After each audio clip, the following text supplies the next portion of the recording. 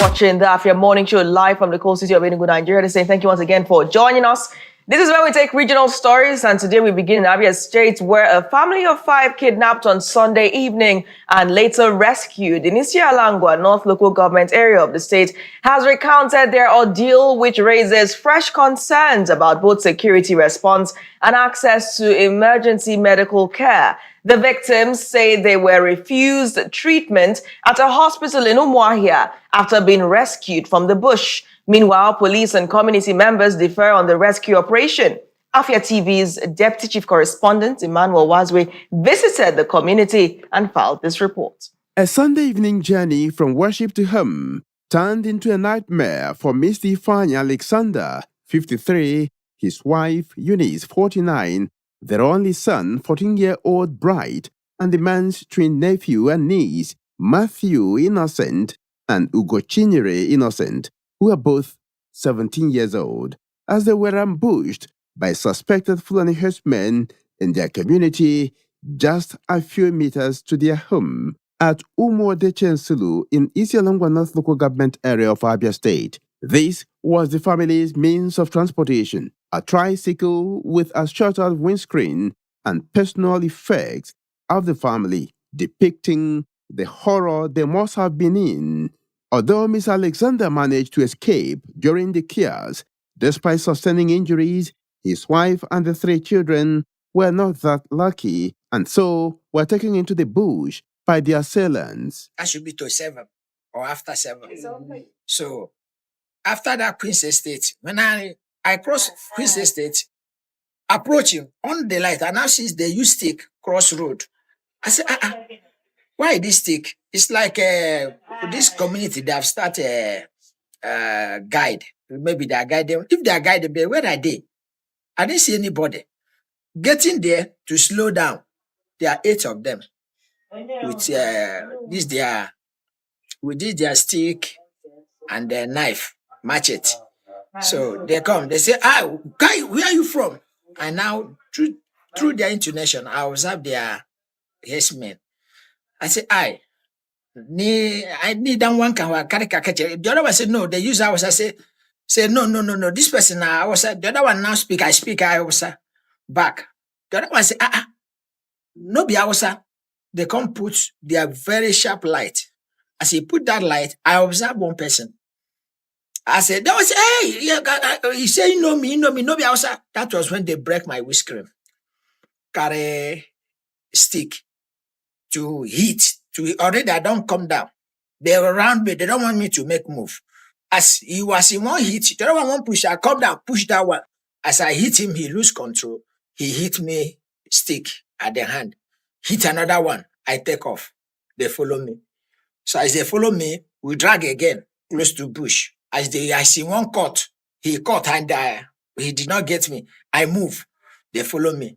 So the other one that was close, 4. 2 was following me closely. I enter bush. As I crossed, the 2 of them move ahead.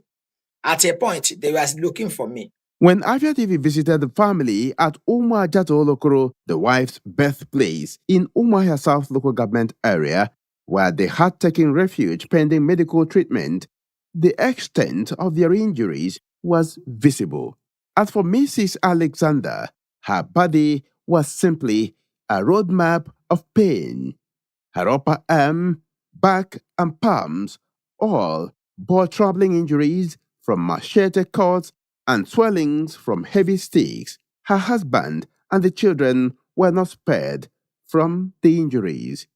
I fight with them for more than 45 to close to 1 hour. At the end of the day, I don't drag. I can't get tired. No strength for my body again. So they say, make we dey enter bush, get one track road waiting for that place. We can't they go. They say, if we no talk or shout, say we go there alive. But if we talk, then go kill us. The only thing that will save us is that if we reach where they are oga, make we just cooperate with them, because that the oga, they had there for back. They hear sorry. They ask me, say, Madam, I don't hear of Boko Haram. I tell them, yes. Don't see those people where they shoot people for phone. People can't die. Fulani herdsmen. Tell them yes. They say na them. Don't hear of kidnappers. Tell them. Yes. They say this threat way they mention that they be the threatening one. So make I cooperate with them before their oga go come. So we just dey wait for their gun. I can't see light. I know say Fulani herdsmen, they know they carry light for head. Now that time my mind can't come down. I know say now my people they come. Now hunters, vigilante hunters they come. But that place they dark because immediately they hear noise. The next thing not to shoot. Now when I heard the voices, the only thing where I talk, I no banga of fight. I enter Igbo down. Now them they no shoot immediately. They just come, they come, shoot them. After they see us, they run, they pursue them. So before that time, plenty people don't enter bush. After the rescue came the rejection.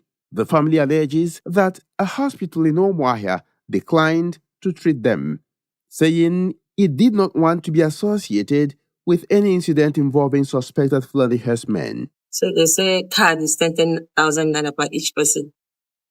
We say, it's family. Don't you people have family card? So they say they have family card. They are agreeing on family card. So their most senior one can't check my BP.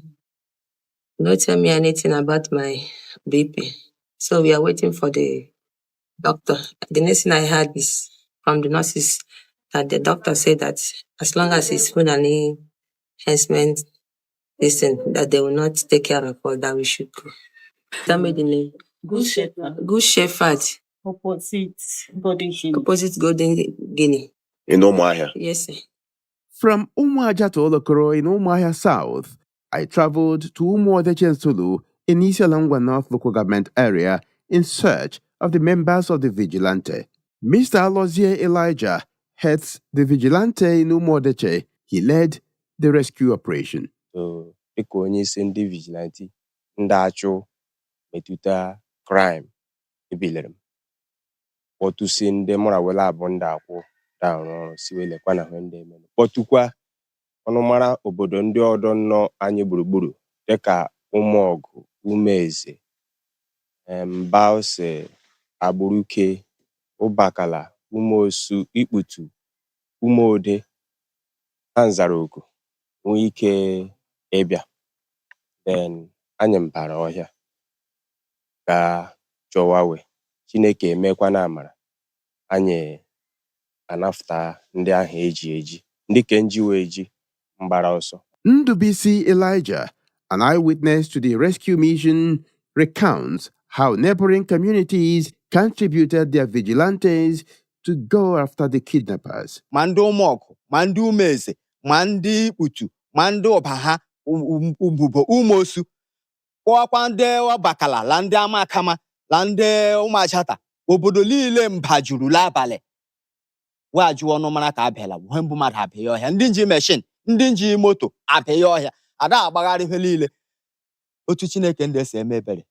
Enwe ike nweta wee ebe wele evurula wee gaa ọtụtụ mile. Ya ga-abụla ndị wee hụrụla ọhịa, ọ dịghị otu onye isi efu ndị ala fote. Wa ha weli ime ọhịa gbaa ọsọ. Ete emekọrọla wewe ahụ ezigbo ahụ. This is the exact point where the incident took place with the remnant of the shattered windscreen of the tricycle the victims were traveling in. This particular tree branch here is what was used to block the road. It was not just this. If you look at that particular one over there, you'll see that it is also a part of the blockade. But what happened next? The assailants took their victims through this particular bush path right into the forest where they eventually were rescued. The victims were traveling from Umuahia. And of course, moving straight, you come this way, leading you to Umuodeche-Nsulu and of course, the rest of the environs. All this were happening around 7 p.m. The good news here is that the victims have been rescued. But the question is, what would it take for this to happen again? Of course, from my interactions with the villagers, this was not the first time the Fulani herders were invading this particular community. So, what happens next? Are there proactive measures to be taken? What are the authorities doing to ensure that such incident as this does not happen again? That question took me to the Abia State Command headquarters of the Nigeria Police, where the public relations officer of the command, Maureen Chilaka, a deputy superintendent of police, said the victims were rescued through a joint operation between the police and the local vigilantes. This incident, immediately the command was informed. The Commissioner of Police, CP Danladi Issa, mobilized tactical teams from the command to go in rescue of the victims. Now, this tactical team collaborated with local security outfits of that community, and they went in rescue of the victims. Now, as they moved to those bushes and as they were going in, some operational activities was ongoing. So as the suspect had the guns and the movements and suspected that police officers of the command are close, fearing that they will not be able to withstand the firepower of the police, left the victim and fled. Chilaka, however, assured that the suspects will be apprehended. We are in place and we are doing the needful to get them.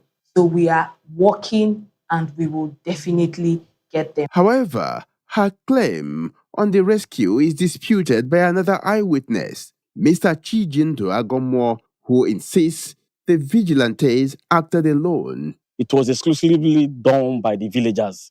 The rescue was done around that, between that 11 p.m. to 12 a.m. in the night. In fact, if we should count on the discouragement that came from the police, I mean, that operation would have been successful. Or they came and they told the villagers that they should leave the matter till the following morning.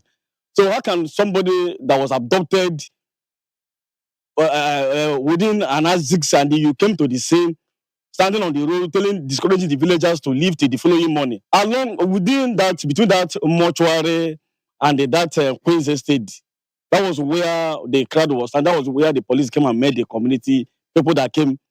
So police now, instead of to lead the operations, having the technicality, having the know-how, technical know-how to lead such intelligence, such operations, they are the ones that they told the villagers to wait till the following morning. So had it been the villagers listening to the police, the rescue would have been carried out that very night. It was uncertain those guys that the Fulani guys fled. The attackers may have fled and the Alexander family rescued. But the questions remain. If victims of kidnapping can be turned away from a hospital, what does that mean for emergency health care in times of crisis? For residents here, security and safety now extend beyond the bush to the very institutions meant to preserve life. And from the point of the attack at Umuodeche-Nsulu in Isiala North Local Government Area in Abia State, Emmanuel Wazwe reporting for Afia TV. Thank you, Emmanuel Wazwe, for bringing us voices from the scene. And indeed, it is good when people open up, speak about their ordeal, so that all of the lacunas, the loopholes can be brought to the fore. It's important for the Abia State government to look into this situation and ensure that no harm comes to anyone else along that axis, or of course on any other axis in the state. I'm happy to know that the family is doing well and has survived the incident, but we hope that we don't have to report on such an event again. Emmanuel Wazwe, outstanding work that you've done. It's great that has been brought to the fore. Now we look on to the government to do the needful, and perhaps the NMA. The show returns shortly, and when we come back, we'll be taking other regional stories. This time, medical students at UNEC are protesting certain fees. Stay tuned.